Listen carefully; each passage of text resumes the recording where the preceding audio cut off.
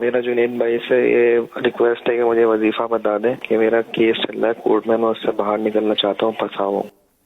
اللہ پاک آسانی فرمائے، خیر کا معاملہ فرمائے۔ یہ ہوتا ہے بعض اوقات کورٹ کچہری کے معاملات میں اس طرح کبھی بعض اوقات پھنس جاتے ہیں کہ نکلنا بہت مشکل ہو جاتا ہے، لیکن ہمت رکھیں، اللہ خیر فرمائے گا۔ کیس کیا، کوئی کیسی ہی مشکل کیوں نہ ہو، کیسی ہی کوئی معاملات کیوں نہ آ جائیں، اللہ پاک بہتر اسباب بنا دے گا، نکلنے کے آپ کے لیے اسباب بن جائیں گے۔ اس کا ایک ہے ویسے مخصوص عمل ہے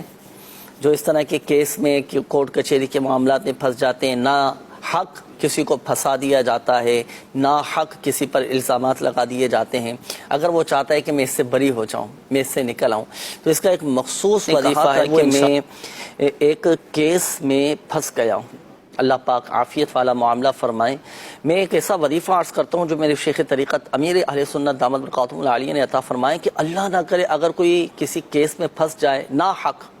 کسی کو پھنسا دیا گیا ہو، کوئی پھنس گیا ہو، یا اللہ نہ کرے کوئی کسی ناجائز مقدمات میں گر گیا ہو، یعنی کسی کو ناحق پھنسا دیا گیا ہو، تو دیکھیں ہوتے نا بعض اوقات جانا پڑ جاتا ہے، تو مقدمے کی تاریخ والے دن جس دن آپ نے کورٹ جانا ہو، فیصلے کے لیے جانا ہو، تو اس دن آپ 654 مرتبہ یا ذوالجلال والاکرام، یا ذوالجلال والاکرام، یا ذوالجلال والاکرام، یا ذوالجلال والاکرام یہ پڑھ کر آپ اس دن جائیں، تو انشاءاللہ الکریم فیصلہ آپ ہی کے حق میں ہوگا۔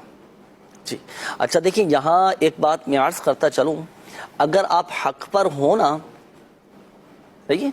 یعنی بلا وجہ آپ پر الزام جیسے لگا دیا گیا ہو، ناحق آپ کو پھنسا دیا گیا ہو، تو اگر آپ حق پر ہیں، آپ کی طرف سے کوئی ایسی غلطی نہیں پائی گئی، نہ کسی کا حق تلف کیا گیا ہے، تو پھر اسی صورت میں ہی عمل کیجئے گا